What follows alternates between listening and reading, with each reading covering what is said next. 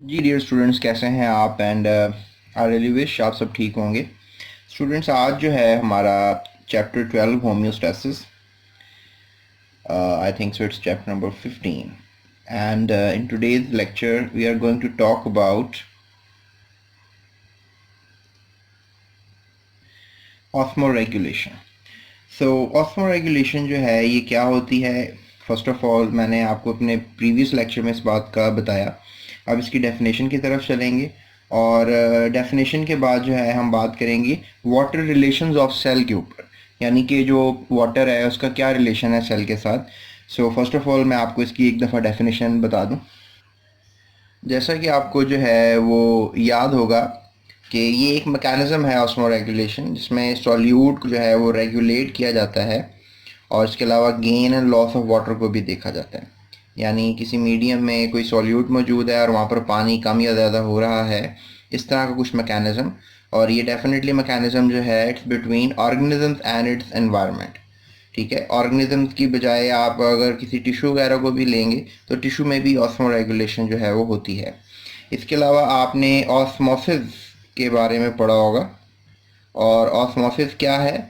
Osmosis is basically the movement of water towards the solute concentration. ठीक है, तो ये जो वाटर है अगर ये मूव करता है सॉल्यूट की तरफ, ठीक है, तो that is known as osmosis. और इस तरह के तबादले को आप ऑस्मो रेगुलेशन कहेंगे।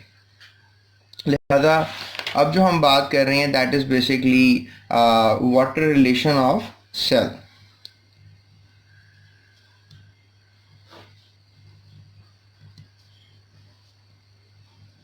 तो वाटर रिलेशन और सेल के बारे में जो है हम बात करेंगे आज की इस वीडियो में।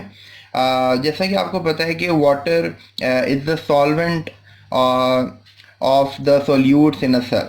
ठीक है, जैसे हमारे पास एक सेल है तो if we have some water in it, तो ये जो है सॉल्वेंट है और इसमें जो भी नमकियात होंगी या जो भी कम चीज़ होगी that is going to be called as solute. तो इस चीज़ का तो हमें पता है। So each cell has adapted to a defined quality of water in relation to salts in its to perform its function. और हर सेल जो है, अगर लेट्स से दैट ये सेल है, अगर हमारे पास एक और सेल बना लेते हैं, तो let's just make another cell. So we have these three cells, and these three cells you can say have a different solute concentration. So we have different cells. इसमें हम कह सकते हैं कि solute इस सेल के कंपेरेबल कुछ ज़्यादा है और इस सेल वाले सेल में जो है वो सोल्यूट थोड़ा कम है, राइट। इसमें सोल्यूट थोड़ा कम है और इसमें सोल्यूट थोड़ा ज़्यादा है। तो फिर ये भी बात आपको पता होनी चाहिए according to osmosis, according to osmoregulation, कि इसमें पानी की क्वांटिटी ज़्यादा होगी क्योंकि इसमें पानी की क्वांटिटी भी कम होगी क्योंकि इसमें सोल्यूट कम है। और अगर हम देखें इस सेल को, तो इसमें अगर सोल्यूट ज़्यादा है तो इसमें भी, इस सेल में पानी की क्वांटिटी थोड़ी ज़्यादा होगी। ऐसा क्यों है? इट्स जस्ट बिकॉज कि यहाँ पर हमारे पास डिफरेंट वैल्यूज़ एंड सोल्यूट्स की एट द डिफरेंट सेल्स। ये आप बिल्कुल सेम सेल्स ना सोचें।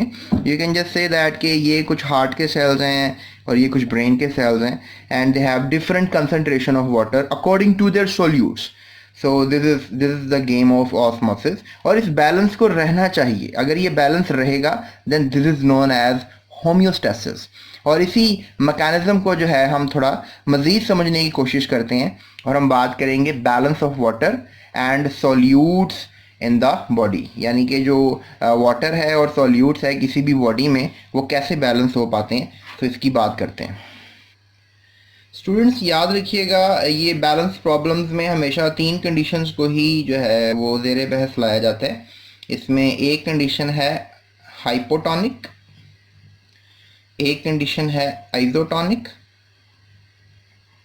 और एक कंडीशन है hypertonic.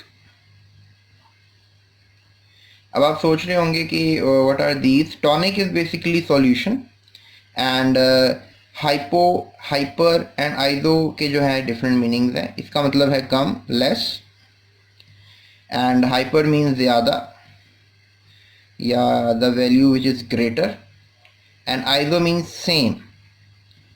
So what we are guessing around here, we have three conditions, right? We have three conditions. There we have the first beaker.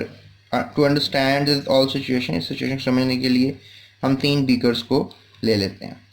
अच्छा स्टूडेंट्स, अब मैं आपको एक बात यहाँ पर क्लियर करूँगा. अमूमन ये कॉन्सेप्ट बच्चों को जो है ना थोड़ा सही समझ नहीं आता है, तो इसमें मैं आपको बताऊँ टॉनिक को अगर आप थोड़ा याद रखेंगे, टॉनिक इज सॉल्यूशन, तो कभी भी इस कॉन्सेप्ट को मिस कॉन्सेप्ट नहीं कर पाएंगे आप. अब हाइपोटोनिक का मतलब होता है कि we have, okay let me just arrange the cells first. So ये these are the 3 cells in a 3 different solutions, right, in a 3 different solutions. And here you can say the condition is hypotonic, right. इसमें मैं अब solution में जो है वो less है, ठीक है, और ये जो सेल है इसमें इसकी वैल्यू ग्रेटर है, so greater solute. इस कंडीशन में जो है आप देख लें we have same solute values. Cell के अंदर भी जितना सोल्यूट है उतना ही सोल्यूट जो है वो बाहर है. और यहाँ पे अगर आप देखें तो we have greater solute value outside the cell, यानी टॉनिक इन सोल्यूशन में सोल्यूट ज़्यादा है. And we have less solute inside the cell, right. So there we have 3 mechanisms. अब इसमें होगा क्या स्टूडेंट्स, देखो एक सिंपल सी बात है, इसमें हमने ऑस्मोसिस को ही याद रखना है. वाटर बैलेंस प्रॉब्लम्स को अगर हमने देखना है तो हमने यहाँ पे याद रखना है ऑस्मोसिस को, राइट. ऑस्मोसिस मैंने अभी थोड़ी देर पहले आपसे बताया था कि it's a condition where water move towards the greater value of solute, the concentrated value of solute. So if you just think about it, तो यहाँ पर ग्रेटर सोल्यूट है और यहाँ पर कम सोल्यूट है, तो definitely the water will go inside it. और you can say as a result क्या होगा कि इस सेल का जो साइज़ है वो थोड़ा सा इंक्रीज हो जाएगा, the cell size will be increased.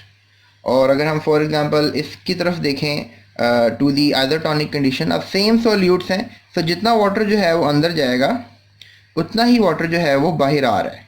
So there is no change as such big change in this cell. और यहाँ पे अगर हम देखें तो ग्रेटर सोल्यूट आउटसाइड है और लेस सोल्यूट जो है, अब देखें नेचर तो हर जगह पर यू नो इक्वलाइजेशन तरीके से डील करेगी. तो यू कैन से दैट कि अब यहाँ पे जो वाटर है वो बाहर आएगा, ठीक है. अब वाटर सेल के अंदर से बाहर आएगा और डेफिनेटली सेल के अंदर से जब वाटर बाहर आ जाएगा तो the things will not be okay for the cell, और सेल बेचारा जो है वो थोड़ा सा ड्रास्टिक कंडीशंस को अशोर्ड करेगा और थोड़ा सा स्क्वीज हो जाएगा. सो इसमें कह लें कि हाइपरटोनिक कंडीशन में जो सेल्स होते हैं वो श्रिंक कर जाते हैं, जबकि जो हाइपोटोनिक कंडीशन होती है इसमें सेल जो हैं वो फ्लैसिड हो जाते हैं. फ्लैसिड एक बड़ा ख़ास किस्म का लफ्ज़ है जो इस कंडीशन के लिए इस्तेमाल होता है, और आइसोटोनिक में जो शेप है वो सेम रहती है. सो नो चेंज आप यहाँ लिख सकते हैं कि no certain change inside the cell. और यही वजह है कि वाटर बैलेंस प्रॉब्लम्स अगर आ जाती हैं, लेट्स से दैट कोई ऑर्गेनिज्म है, अब लेट जस्ट टेक मी एक अनदर एग्जांपल, हम अब फिशेस की थोड़ी सी यहाँ पर मैं आपको एग्जांपल कोड करता हूँ ताकि अब ये कॉन्सेप्ट टोटली आपको क्लियर हो जाए. So these are the 3 water levels. यहाँ पर हम बात करते हैं that's a river and that's a sea and that is just a well water और something like a tap water you can say, ठीक है. अब रिवर जो है इसमें क्या होता है कि अगर इसमें कोई मछली रह रही है, so let's say that we have a fish, right, and there we have a sea, let's say that we talk about some sharks. So I'm not that much good at drawings, so बुरा ना मनाइएगा, जैसे भी बन रही है बर्दाश्त करें. And let me just draw another fish over here. So these are the 3 fishes what I have drawn. Now what the condition is going to be.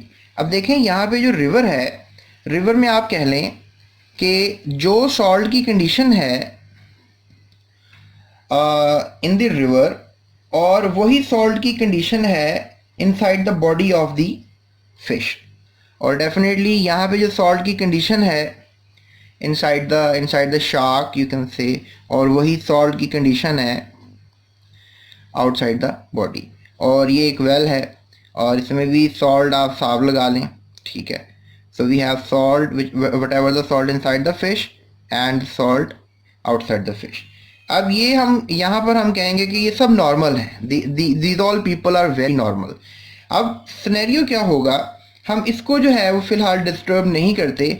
जो आपके घर में एक मछली का एक्वेरियम है उसको हम नहीं डिस्टर्ब करते। हम ऐसा करते हैं कि ये वाली मछली जो कि समंदर से है हम इसको उठाकर रिवर में ले आते हैं, राइट। और ये जो मछली है, so what I guess around here कि यहाँ पे जो सॉल्ट है इस मछली में ज़्यादा है, राइट, और यहाँ पे सॉल्ट है इस मछली में कम है। सो अगर ये लेट्स से दैट मछली आप यहाँ ले आते हैं, so what is going to happen, ये जो मछली है इसमें सॉल्ट और अब इसमें salt, right. So we have another two conditions now. अब सॉल्ट जो है, जो भी समंदर में सॉल्ट था डेफिनेटली ये ग्रेट अमाउंट थी सॉल्ट की, क्योंकि आपको पता है कि समंदर में बहुत ज़्यादा सॉल्ट होता है। और ये शार्क थी, we have taken it from here, और यहाँ पे लेस अमाउंट थी सॉल्ट की समंदर के दरिया के पानी में। सो अब क्या होगा कि यहाँ पे जो शार्क है इसमें ग्रेटर अमाउंट है सॉल्ट की ग्रेटर अमाउंट है, और यहाँ पर अगर हम देखेंगे तो जो सॉल्ट है ये लेस अमाउंट में मौजूद है। स्टूडेंट्स एक बात मैं आपको क्लियर कर दूं, यहाँ पर कंडीशन आइसोटोनिक थी, यहाँ पर भी कंडीशन आदर, क्योंकि यहाँ के अडेप्टेशंस के हिसाब से फिशेस रह रही थी। इसे ही हम कहते हैं water relation to the cell या balance of water and solutes, कि आइसोटोनिक में चीज़ें, ये तो हमने इसको डिस्टर्ब भी नहीं किया।